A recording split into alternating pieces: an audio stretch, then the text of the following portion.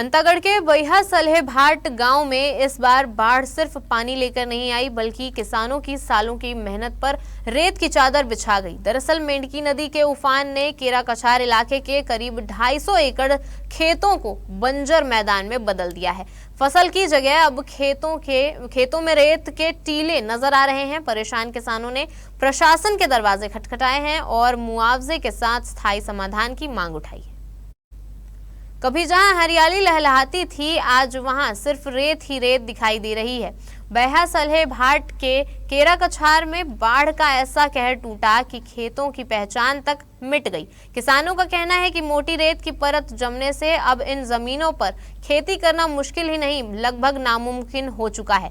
आपको बता दें कि ग्रामीणों ने बताया कि मेंढकी नदी के कटाव से बचाने के लिए लंबे समय से पक्की रिटर्निंग वॉल बनाने की मांग की जा रही थी, लेकिन हर साल बारिश के बाद नुकसान झेलना उनकी मजबूरी बन गई है। इस बार ग्रामीणों ने तहसीलदार को ज्ञापन सौंपकर कहा कि सिर्फ राहत नहीं, बल्कि ऐसा इंतजाम चाहिए जिससे आने वाली पीढ़ियों की खेती सुरक्षित रह सके। किसानों की मांग है कि पहले नुकसान का सही आकलन किया जाए, प्रभावित खेतों से रेत हटाने की व्यवस्था हो और उन्हें दोबारा खेती के लायक बनाया जाए। साथ ही नदी किनारे मजबूत सुरक्षा दीवार का निर्माण कराया जाए ताकि हर बरसात में किसानों की जमीन खतरे से न पड़े। आपको बता दें कि इधर प्रशासन ने भी मामले को गंभीरता से लेने की बात कही है। अंतागढ़ तहसीलदार का कहना है कि मौसम साफ होते ही प्रभावित इलाकों का सर्वे कराया जाएगा और नुकसान के आधार पर नियमानुसार राहत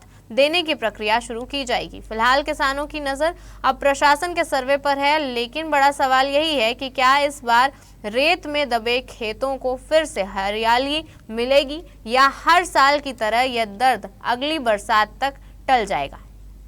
हाँ, अभी जो है जो 2-3 दिन पहले मूसलाधार बारिश हुआ, उसमें जो है मेंढकी नदी में जो मिट्टी से बाढ़ नियंत्रक बना था वो टूट गया और नदी का पानी जो है ना 80 किसानों के खेत में कम से कम 250 से 300 एकड़ जो है जमीन, उसमें पानी घुस गया नदी का। और वो जो है किसी के खेत को गड्ढा खोद दिया, नदी बना दिया, तो किसी के खेत में रेत पाट दिया। और हर किसान वहां पर जो है रोपा लगाए थे, कोई बुआई किए थे, सबका फसल जो है नुकसान हो गया। इसलिए हम लोग जो है शासन प्रशासन को जो बाढ़ आपदा विभाग से क्षतिपूर्ति का जो मिलता है, उसके संबंध में किसानों के साथ आए थे। जी, आज हमारे क्षेत्र में बहुत पूर्व से हम कई तरह के मांग करते आए। सबसे पहले वहाँ पे केरा कछार, मेंढकी नदी के जो नीचे केरा कछार बस्ती है, एक पारा है बैहा सलहे भाट का, उसमें पूर्व से हम मांग करते करते बाढ़ नियंत्रक का करते आ रहे हैं, लेकिन आज पर्यंत तक वहाँ पे किसी प्रकार का बाढ़ नियंत्रक के लिए कोई बना नहीं। शासन प्रशासन से करते करते आज वहाँ की स्थिति, आज 2-4 दिन पहले भारी वर्षा के कारण वहाँ के पूरा बाढ़ नियंत्रक जो मिट्टी और कंक्रीट से, कुछ कंक्रीट से बना हुआ था, वो पूरी तरह से वो अपना रास्ता निकाल दिया और 70-80 किसान जो बैहा सलहे भाट और कोलर के किसान जो हैं वो पूरे प्रभावित हो गए हैं। हाँ, कोलर और बैहा सलहे भाट के किसान 25-30 की संख्या में अभी आए हुए हैं। उनका कहना है कि अभी जो हाल के दिनों में जो लगातार बारिश हुई थी, तो उनके खेतों में रेत गाद के रूप में भर चुका है और कुछ किसानों के खेतों में जो फसल लगवा था उसका भी नुकसानी हुआ है।